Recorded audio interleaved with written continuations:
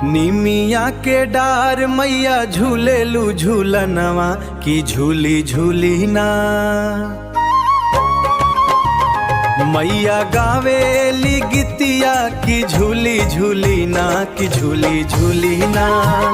निमिया के डार मैया झूलेलू झूलनवा की झूली झूली ना, हो झूली झूली ना। मदन, कसम से आज यजमान के घर पूजा करा के और भोजन करके आत्मा तृप्त हो गई। वो देसी घी की छनी हुई पूड़ियां और रबड़ी जैसी खीर साक्षात अन्नपूर्णा का आशीर्वाद था। एकदम सही कहे पंडित जी। पूड़ी का स्वाद तो ऐसा था कि उंगलियां चाटते रह जाओ। और दक्षिणा भी यजमान ने खुले दिल से दी है। लेकिन तनिक अपने कदम तेज बढ़ाओ पंडित जी, रास्ता लंबा है और रात गहरा रही है। हाँ भाई मदन, तुम बात तो पते की कह रहे हो। ये अंधेरवा महुआ का जंगल है।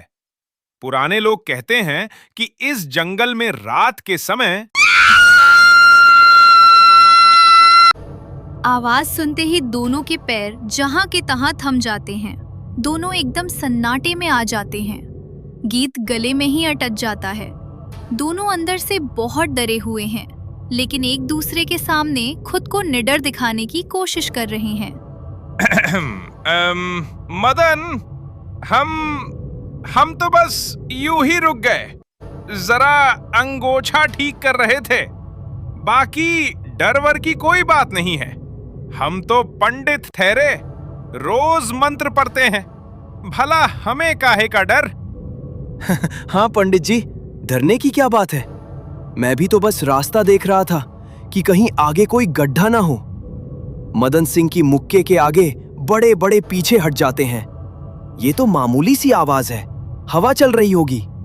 हाँ भाई, हवा ही होगी। लेकिन हवा में से ऐसी आवाज तो नहीं आती जैसे कोई रो रहा हो या बुला रहा हो। तुम तो बहादुर हो मदन, जरा आगे बढ़ के देखो तो। हम यहीं खड़े होकर तुम्हारे लिए मन ही मन भगवान का नाम जप रहे हैं। अरे पंडित जी, इसमें देखने वाली क्या बात है।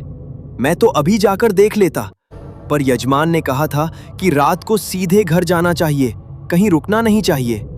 बस इसीलिए कदम नहीं बढ़ा रहा हूँ, वरना आप तो जानते ही हो मेरी बहादुरी। मदन और मथुरा पंडित हिम्मत बटोर कर दबे पांव आगे बढ़ते हैं। तभी सन्नाटे में किसी के चलने की टप टप टप यानी टापों की आवाज सुनाई देती है। दोनों एकदम ठिठक जाते हैं। मदन, ई टापों की आवाज कैसी? कहीं ई वो तो नहीं है जो रात को जंगल में घूमता है? अरे पंडित जी, काहे उसका नाम लिए। हम तो ये डर अपने दिल में दबाए बैठे थे, आपने तो मुंह से बाहर निकाल दिया। अब हमका बहुत डर लग रहा है पंडित जी। रो मत मदन, हिम्मत रखो। आंखें बंद करो और हनुमान चालीसा पढ़ो। आगे कुछ मत देखो, बस पढ़ते जाओ। एक लाइन हम पढ़ते हैं, एक तुम पढ़ो। जय हनुमान ज्ञान गुण सागर, जय कपीस तिहु लोक उजागर। दोनों आंखें बंद किए चालीसा पढ़ ही रहे थे कि अचानक पीछे से एक साफ इंसानी आवाज आती है। कौन हो तुम दोनों? आवाज सुनते ही दोनों झटके से पीछे मुड़ते हैं। सामने देखते हैं तो वहां कोई भूत नहीं, बल्कि एक सीधा साधा गधा खड़ा है। अरे मदन देखो, ये तो एक गधा है, कोई भूत नहीं है। अरे दादा रे, ई गधा तो हम दोनों को गधा बना दिया। हम बिना बात के डरे जा रहे थे। अरे पर मदन, सोचो जरा, वो जो इंसानों जैसी आवाज आई थी कि कौन हो तुम दोनों, वो किसकी थी? यहां तो कोई तीसरा है ही नहीं। ये सोचते ही दोनों फिर से थर-थर कांपने लगते हैं। तभी गधा अपनी गर्दन हिलाता है और कहता है, डरो मत, मैं ही पूछ रहा हूँ, तुम दोनों कौन हो और इस आधी रात को जंगल में क्या कर रहे हो? अरे ये तो सचमुच बोल रहा है। मेरा नाम मदन है और ये मथुरा पंडित है। पर लोग मुझे प्यार से मदनवा भी कहते हैं। अच्छा एक बात बताओ, तुम भूत नहीं हो? क्योंकि दुनिया का कोई गधा तो बोलता नहीं है। मदनवा, तुमने सही पकड़ा।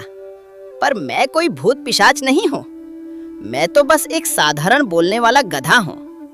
मुझे रहने के लिए बस एक घर चाहिए। क्या तुम दोनों मुझे अपने घर ले चलोगे? अरे नहीं माई बाप, हम तो खुद अनाथ हैं, एकदम अनाथ हैं। हम तो रोज भूखे पेट सोते हैं साहेब। अगर हमारे पास खुद का घर होता तो हम इस आधी रात को जंगल जंगल काहे घूमते? हम तो बेघर हैं हुजूर। ओह अच्छा, ठीक है, फिर तुम दोनों जाओ। जैसे ही गधा मुड़ता है, मदन और मथुरा पंडित बिना एक पल गवाए पूरी ताकत से आगे की तरफ भागने लगते हैं। दोनों हांफते जा रहे हैं और भागते भागते बात कर रहे हैं। भागो मदन भागो, आज जान बची तो आगे से कभी किसी यजमान के घर पूड़ी खाने नहीं जाएंगे। बस भागते रहो। पंडित जी, मुझे ऐसा काहे लग रहा है कि वो बोलने वाला गधा हमारे पीछे पीछे ही आ रहा है। उसकी टापों की आवाज आ रही है। अरे मदन, पीछे मुड़कर भूल से भी मत देखना। हमने पुराने बुजुर्गों से सुना है कि भागते समय अगर पीछे देख लो तो भूत सीधे घर तक पीछे पीछे चला आता है। बस सीधे देखो और भागते रहो, भागते रहो। मदन और मथुरा पंडित हांफते कांपते बदहवास हालत में अपने घर के आंगन में पहुंचते हैं। चारों तरफ सन्नाटा है। आंगन में मथुरा का छोटा भाई अढ़ैया सोया हुआ है। अढ़ैया छोटे कद का और गोल मटोल तोंदू है। दोनों भागते हुए सीधे उसके पास जाते। उठ छोटे, अरे उठ, जल्दी उठ। अरे भैया, क्या हुआ? आधी रात को काहे तरह जगा रहे हो? बाबा कहाँ गए? अरे बाबा तो तीर्थ गए हैं। तू पहले ई बता, घर का दरवाजा ठीक से बंद है कि नहीं? भैया, आप दोनों इतना काहे हाँफ रहे हो? चेहरा काहे पीला पड़ गया है? जैसे लगा है पीछे यमराज पड़ा है। अरे छोटे, यमराज से भी खतरनाक हमारे पीछे एक गधा पड़ा है। का भैया, गधा? गधे से कौन डरता है भला? गजबे मजाक करते हो आप दोनों भी। अरे चुप कर, हंस मत। वो मामूली गधा नहीं है, वो साक्षात भूत है। पीछा ही नहीं छोड़ रहा है हमारा, जंगल से घर तक आ गया। अरे का झूठ बोल रहे हो पंडित भैया? कोई गधे से डरता है? लोग सुनेंगे तो थू थू करेंगे। आप दोनों हर जगह कहेंगे भूत आ गया, भूत आ गया। तभी अचानक आवाज आती है। आ गया दादा रे, वो तो सचमुच घर तक आ गया। अरे कौन आ गया बाहर? वही गधा आ गया। ऐसी बात है? गधे से कौन डरता है? मैं अभी जाकर देखता हूँ कि कौन सा भूत है। अढ़ैया बिना डरे शान से मटकते हुए घर के मुख्य दरवाजे से बाहर निकलता है। अंधेरे में सामने एक गधे की परछाई खड़ी है। अढ़ैया उसे देखकर हंसने लगता। देखा, मैंने कहा था ना, अंदर दो डरपोक बैठे हैं। ये तो मामूली गधा है। भाई, ऐसे हंस क्यों रहे हो? ये सुनते ही जैसे अढ़ैया के ऊपर बिजली गिर जाती है। उसके चेहरे का रंग उड़ जाता है। आंखें फटी की फटी रह जाती हैं। भैया, ओ भैया, बाहर आओ, जल्दी बाहर आओ। ये तो सचमुच बोल रहा है, बचाओ। देखा छोटे, बोले थे ना हम, ई बोल सकता है। पर ये हमारे ही पीछे काहे पड़ा है? हमारी तो जान सूखी जा रही है। भाई डरो मत, मैं तुमको कोई नुकसान नहीं पहुंचाऊंगा। बस मैं मजबूर हूँ। मुझे रहने के लिए एक अदद घर चाहिए। जब तक मेरे मालिक मुझे लेने नहीं आते, मुझे अपने साथ रख लो। तुम जो बोलोगे मैं सब करूंगा। कड़ी मेहनत करूंगा, खेत का सारा काम करूंगा, सब कुछ करूंगा। बस इतनी सी बात? ये तो मेरा पक्का दोस्त है। अगर ये खेत का काम करेगा तो मेरी तो मौज आ जाएगी। भैया, चाहे तुम रखो या ना रखो, मैं इसे जरूर रखूंगा। हाँ भाई, बात तो सही है। अगर खेत का काम करेगा तो अपना ही फायदा है। कोई बात नहीं, अगर रहना है तो रह लो। हम भी बहुत बड़े दिलदार आदमी हैं।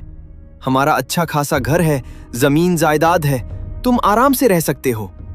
अच्छा, पर जंगल में तो तुम दोनों रो रो कर कह रहे थे कि हम तो अनाथ हैं माई बाप, एकदम अनाथ हैं। रोज भूखे पेट सोते हैं साहेब। घर होता तो जंगल में काहे घूमते? अरे भाई, वो बस डर के मारे सारे शब्द उलट पुलट हो गए थे। जान हलक में थी तो मुंह से कुछ भी निकल गया था। मुझे माफ करो। चलो, अब सब लोग घर के अंदर चलो। अगले दिन सुबह का समय, मथुरा पंडित अपने घर के बाहर खाट पर बैठे हुए था और मदन भी उसी पर बैठा था। और दूसरी तरफ छोटा भाई अरहैया पप्पू गधे के पास खड़ा होकर उससे मजे से बातें कर रहा है। तभी अचानक राजा जसवंत सिंह अपने मंत्रियों और सैनिकों के साथ मथुरा पंडित के घर के बाहर दाखिल होते हैं। राजा को देखकर मदन और मथुरा झटके से खड़े हो जाते हैं और हाथ जोड़कर प्रणाम करते हैं। प्रणाम महाराज, राजा जसवंत सिंह की जय हो। महाराज, आप जैसे प्रतापी राजा का हमारे इस छोटे से घर में आने का कष्ट कैसे हुआ? आज्ञा कीजिए महाराज, हम गरीबों की क्या सेवा है? पंडित जी, बात कुछ भी नहीं है, बस एक छोटी सी बात है, और देखा जाए तो बहुत बड़ी बात भी है। बात हमारे पड़ोसी राज्य भैरवपुर की है। वहां के राजा और मेरे परम मित्र अर्जुन सिंह की बेटी की शादी का समारोह है। तो महाराज, ये तो बहुत खुशी की बात है। इसमें बड़ी बात क्या है? बड़ी बात यह है मदन कि अब तक लगभग 10 बार उनकी बेटी की शादी का समारोह रखा जा चुका है, पर आज तक शादी कभी सफल नहीं हुई। कभी ऐन वक्त पर पंडित जी शांत हो जाते हैं, कभी दूल्हे के साथ कोई अनहोनी हो जाती है, तो कभी कुछ और रहस्यमयी घटना घट जाती है। हालत यह है कि अब पूरे राज्य में कोई भी ब्राह्मण पंडित वहां शादी कराने को राजी ही नहीं है। इसलिए मैं स्वयं तुम्हारे पास आया हूं। अय्या रे, महाराज का पूरे राज्य में मैं ही मिला बकरा बनने के लिए? और भी तो बहुत सारे बड़े बड़े पंडित हैं, उन्हें ढूंढ लेते महाराज। इस समय तो मेरे पूज्य पिताजी भी घर पर नहीं हैं, वो तीर्थ गए हैं, नहीं तो मैं उन्हीं को भेज देता।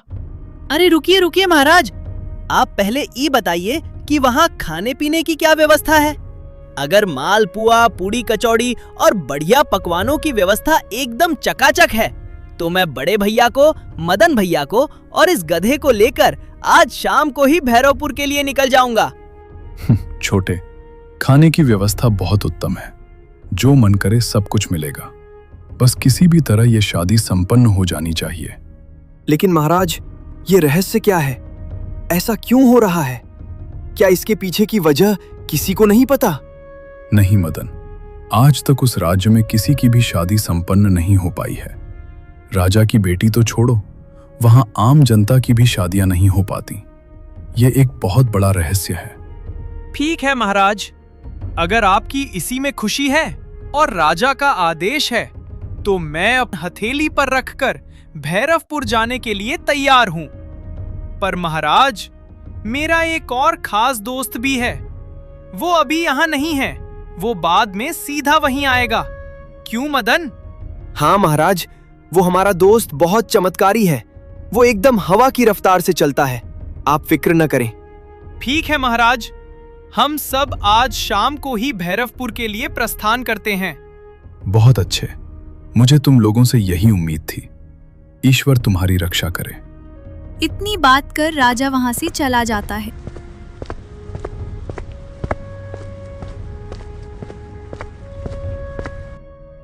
अरे ओ अढ़ैया, तो का हर समय बस खाए की ही जल्दी पड़ी रहती है रे, तनिक लाज नहीं आती?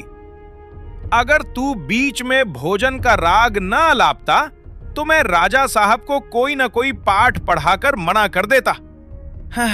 पर तो का तो बस कचौड़ी और मालपुआ सूझ रहा था। तो भैया, राजा साहब खुद चलकर आए थे, अब वहाँ अच्छा अच्छा पकवान मिलता तो का अपनी जान दांव पर लगा देता। तुमको क्या लगता है, जब वहां पहले के 10 पंडित नहीं बचे तो क्या मैं वापस आऊंगा? अरे शांत हो जाओ पंडित जी, छोड़ो, छोटू तो अभी छोटा है। वैसे सच कहूं तो मेरा भी मन था कि वहां चलकर देखा जाए कि आखिर माजरा क्या है। पर हां, बात तो सही है, अगर पंडित जी को कुछ हो गया तो अनर्थ हो जाएगा। तुम सब इतने परेशान काहे हो भाई? मैं हूं ना तुम्हारे साथ। जब तक मैं हूं, पंडित जी का बाल भी बाका नहीं होगा। खेत का काम तो करूंगा ही, तुम्हारी रक्षा भी करूंगा। अरे वो सब तो ठीक है, पर जब हम सभी लोग चले जाएंगे तो घर पर कौन रहेगा? बाबा जब तीर्थ से वापस आएंगे तो उनके साथ कौन रहेगा? उनके लिए खाना कौन बनाएगा? इसका मतलब तुम मुझे घर पर रुकने को कह रहे हो भैया, ताकि मैं यही रहूं और आप लोग वहां मालपुआ उड़ाओ? नहीं नहीं, मुझे लगता है तुम सब मुझे घर पर रुकने को कह रहे हो। मैं जानता हूं, इस दुनिया में मुझे कोई प्यार नहीं करता। तुम सब अकेले अकेले जाओ, मैं यही रहूंगा और बाबा के लिए कुछ भी नहीं बनाऊंगा, उनको खाने को भी नहीं दूंगा। अरे अरे, लो, ये तो गधा जी ही रूठ गए। छोड़ो यार पंडित जी, इस छोटू को और गधे को भी साथ ले चलो। वैसे भी हमें सफर के लिए अभी तुरंत निकलना होगा। अभी तुरंत? दिन के उजाले में? हाँ, क्योंकि अगर हम अभी नहीं निकले तो रात में फिर से हमें वही अंधेरवा महुआ का जंगल पार करना पड़ेगा। इसलिए बहुत ध्यान से और जल्दी चलना होगा। अच्छा मदन, एक बात बताओ, वो जो अपने दोस्त हैं जिन, क्या उसे अभी नहीं बुला लिया जाए? वो साथ रहेगा तो रास्ता आसानी से कट जाएगा। नहीं पंडित जी, वो अपने टाइम पर ही आएगा। हमारे बुलाने से वो अब नहीं आने वाला। वो अपने रास्ते गया है। जब उसे खुद लगेगा कि हमें उसकी सचमुच जरूरत है तो वो अपने आप आ जाएगा। हम अपनी मर्जी से उसे याद करके बुला नहीं सकते। चलो भाई, तब तो जो होगा देखा जाएगा। अब राम का नाम लेकर ही निकलना होगा। चलो, कदम बढ़ाओ। मदन, मथुरा पंडित, अढ़ैया और पप्पू गधा चलते जा रहे हैं। चलते चलते शाम ढल जाती है और वे ठीक उसी घने जंगल के सामने आकर रुक जाते हैं जहां पिछली रात उन्हें डर लगा था। भाई, आगे वही अंधेरवा महुआ का जंगल है। हाँ मदन, पैर तो मेरे भी आगे नहीं बढ़ रहे हैं, लेकिन इस डर को भगाने का सिर्फ एक ही उपाय है। क्यों ना हम लोकगीत गाते हुए चलें? थोड़ा मैं गाऊंगा, थोड़ा तुम। रास्ता भी कट जाएगा और डर भी नहीं लगेगा। मदन और मथुरा पंडित दोनों हामी भरते हैं और हिम्मत जुटाकर जंगल में कदम रखते हैं। दोनों मिलकर ऊंचे सुर में अवध का पुराना और बहुत ही लोकप्रिय पारंपरिक लोकगीत गाने लगते हैं। सैया मिले लड़का तो हम का करी, हो हम का करी तो हम का करी। सैया मिले लड़का तो हम का करी।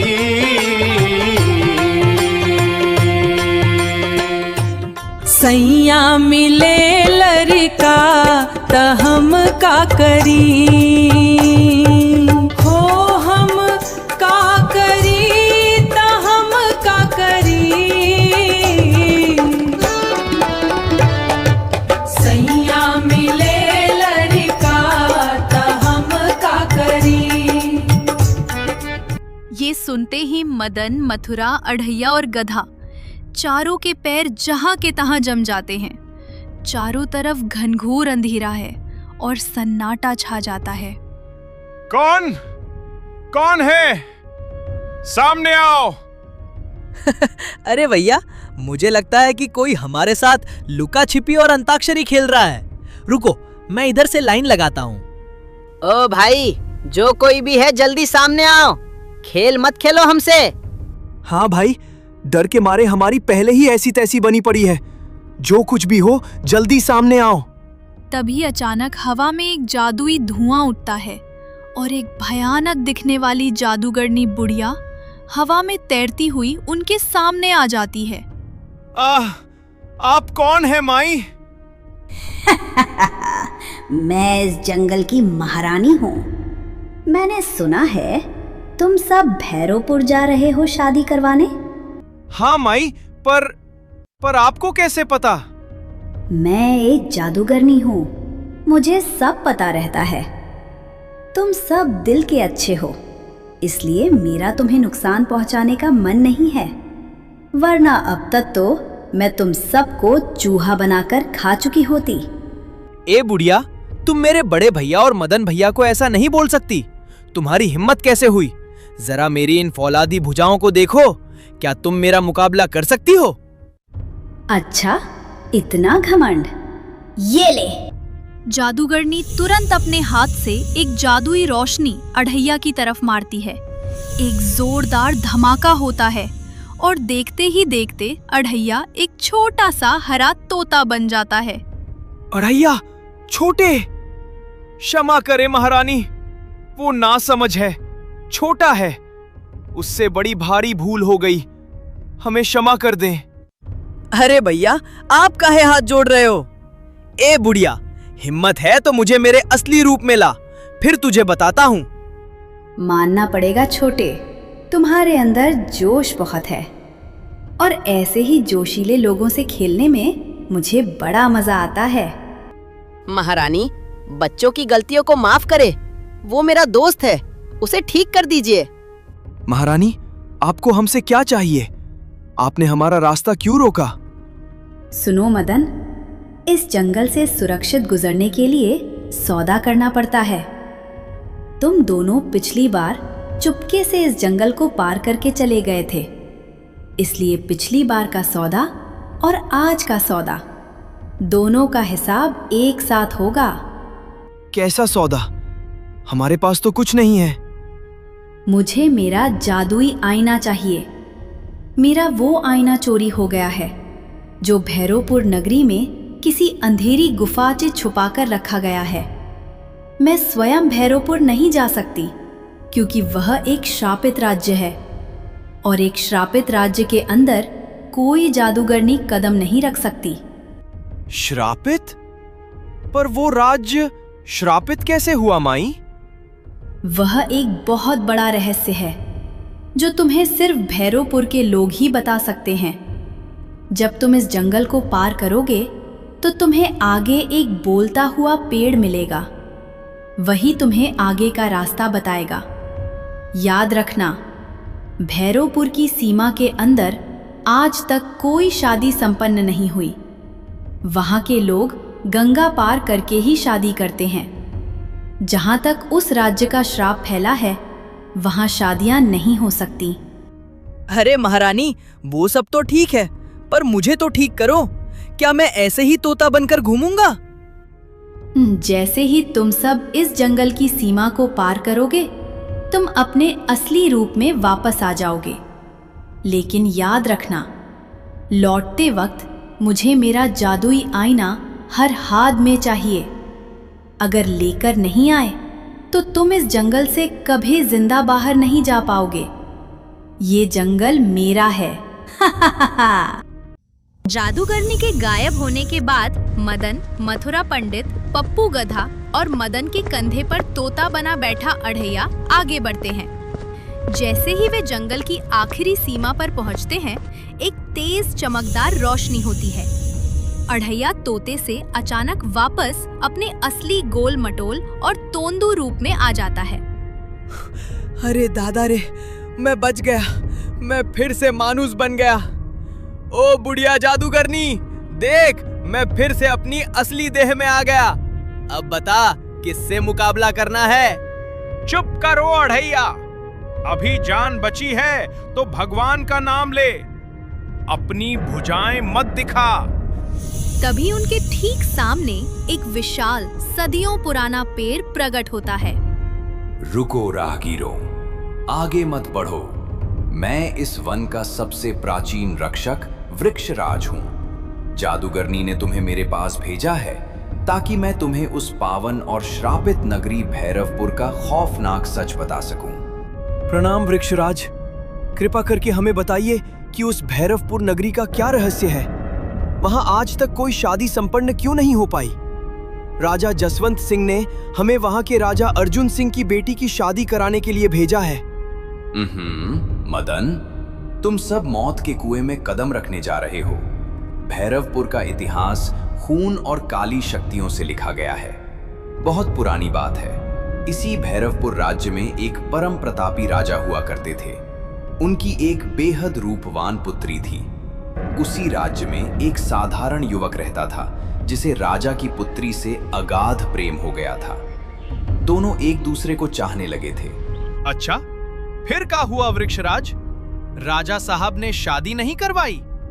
नहीं पंडित, राजा को यह साधारण और ऊंच नीच का संबंध बिल्कुल मंजूर नहीं था। जब राजा को इस बात का पता चला तो उन्होंने क्रोध में आकर उस युवक को सरेआम अपमानित किया और कोड़े लगवाकर हमेशा के लिए राज्य से बाहर निकाल दिया।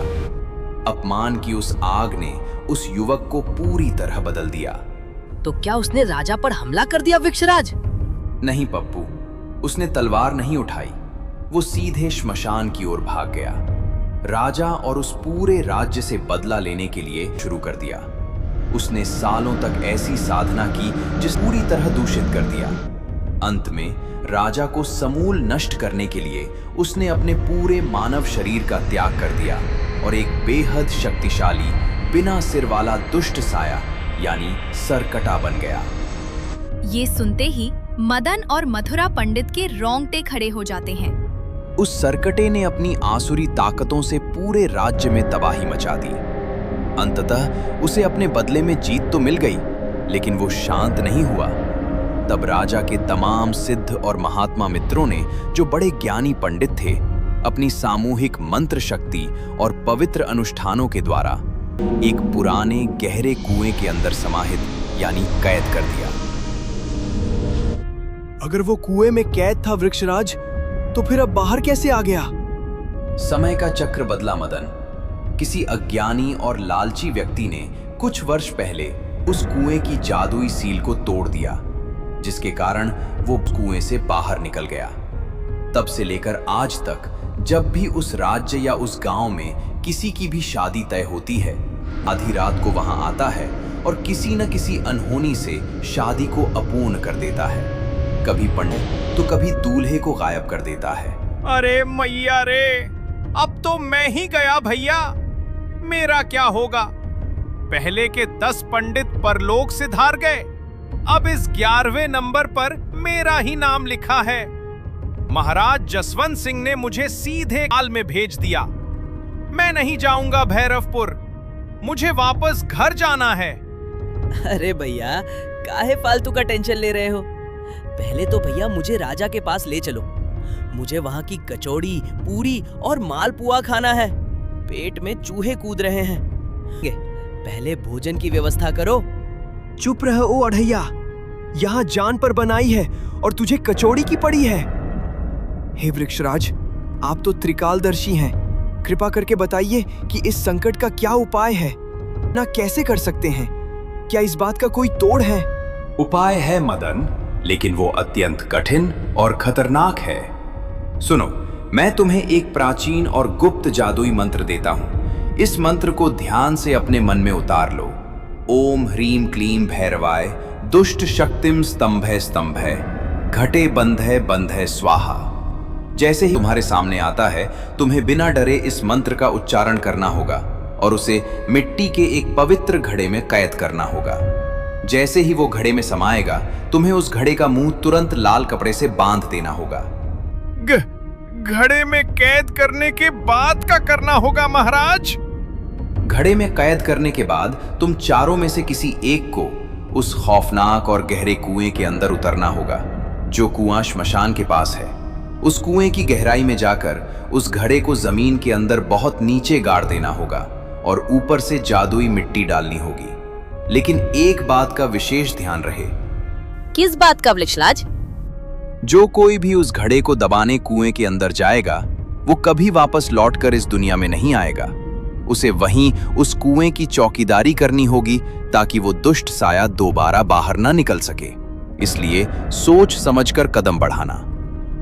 ये सुनते ही चारों के होश उड़ जाते हैं। मदन, मथुरा, अरहैया और पप्पू गधा चारों एक दूसरे का मुंह देखने लगते हैं कि आखिर कौन अपनी जान की बाजी लगाएगा। अब तुम सब यहाँ से सीधे आगे चले जाओ। आगे तुम्हें भैरवपुर राज्य की सीमा मिल जाएगी, लेकिन मेरी 3 बातें हमेशा याद रखना, वरना तबाही निश्चित है। आज्ञा दीजिए वृक्षराज, हम आपकी बातों का अक्षरशः पालन करेंगे। पहली बात, भैरवपुर राज्य में कदम रखते ही किसी भी व्यक्ति से उस भूल कर भी बात मत करना। अगर तुमने उसका नाम भी लिया तो वो तुरंत जान जाएगा और तुम्हारे सामने प्रकट हो जाएगा। दूसरी बात, खासकर रात के समय तुम सब बिल्कुल भी घर या महल से बाहर मत निकलना। रात का समय उसकी शक्तियों का होता है। और तीसरी बात, वहां के लोग इस श्राप के कारण अब गंगा पार जाकर शादियां करते हैं, क्योंकि जहां तक उस राज्य की सीमा का श्राप फैला है, वहां पवित्र अग्नि के फेरे सफल नहीं हो सकते। अरे बाप रे, ये तो बड़ा तगड़ा नियम है। भैया, कचौड़ी खाने के चक्कर में कहीं हम खुद ही कचौड़ी ना बन जाए। आपका बहुत बहुत धन्यवाद वृक्षराज, आपने हमारी आंखें खोल दी। हम आपके नियमों का पूरा ध्यान रखेंगे। इतनी बात कर वृक्षराज गायब हो जाते हैं। मदन भाई, अब क्या होगा? वृक्षराज ने तो ऐसी बात कह दी कि छाती धड़कने लगी है। जो कुएं में जाएगा वो वापस कभी लौट कर नहीं आएगा। हम में से कौन जाएगा भला? पंडित जी, इस बारे में हम बाद में सोचेंगे। पहले हमारा काम है उस राज्य को इस श्राप से मुक्ति दिलाना और राजा की बेटी की शादी संपन्न करवाना। और हाँ, वो जो मेरा दोस्त है जिन, मुझे पूरा भरोसा है कि जब मुसीबत सबसे बड़ी होगी वो हमारी मदद के लिए जरूर आएगा। तुम सही कह रहे हो, और मैं भी तो हूँ तुम्हारे साथ। अगर खेत का काम कर सकता हूँ तो इस सरकटे को लात भी मार सकता हूँ। बस तुम वो मंत्र याद रखना जो वृक्षराज ने दिया है। भैया, मुझे माफ कर दो। मैं तो बस खाने के लालच में आ गया था। मुझे नहीं पता था कि यहाँ इतना बड़ा भूतिया चक्कर है। लेकिन अब हम पीछे नहीं हटेंगे। हम सब साथ मिलकर इस मुसीबत का सामना करेंगे। चलो, कम से कम तुझे अपनी गलती का एहसास तो हुआ छोटे। अब बस भगवान का नाम लो और याद रखना, भैरवपुर पहुंचते ही कोई भी सरकटा शब्द मुंह से नहीं निकालेगा। सब लोग एकदम शांत रहेंगे। देखो भाइयों, सामने भैरवपुर राज्य के बड़े बड़े महल और सीमा दिखाई दे रही है। चलो, राम का नाम लेकर कदम बढ़ाओ और इस राज्य के रहस्य को खत्म करते हैं। मदन, मथुरा पंडित, अढ़ैया और पप्पू गधा चलते चलते आखिरकार भैरवपुर राज्य की सीमा के भीतर पहला कदम रखते हैं। उस समय आसमान में सूरज ढल ही रहा था, लेकिन जैसे ही चारों के पैर राज्य की मिट्टी पर पड़ते हैं, अचानक एक अजीब सी घटना घटती है। अचानक आसमान में काले काले डरावने बादल छा जाते हैं। देखते ही देखते कुछ ही सेकंड के भीतर चारों तरफ एकदम घना भूतिया अंधेरा पसर जाता है। अय्या रे, ई का हुआ मदन भाई? अभी तो सूरज डूबने में वक्त था, ई अचानक आधी रात जैसा अंधेरवा काहे छा गया? मोरी तो छाती फटी जा रही है। पंडित जी, उसे आभास हो गया है कि हम सब यहाँ आ गए हैं। वृक्षराज ने कहा था ना कि वह बहुत शक्तिशाली दुष्ट साया है। हमारी आहट उस तक पहुंच चुकी है। ये अंधेरा और कुछ नहीं, बस उसका हमारे स्वागत का तरीका है। चलते रहो, रुकना है। हे भगवान, रक्षा करना। चलो भाइयों, कदम बढ़ाओ, रुकना नहीं। मत मदन, डरो मत मथुरा पंडित, आ रहा हूं मैं। इस भैरवपुर के श्राप और सरकटे के खौफ को मिट्टी में मिलाने। भाग 2 में मैं आ रहा हूं।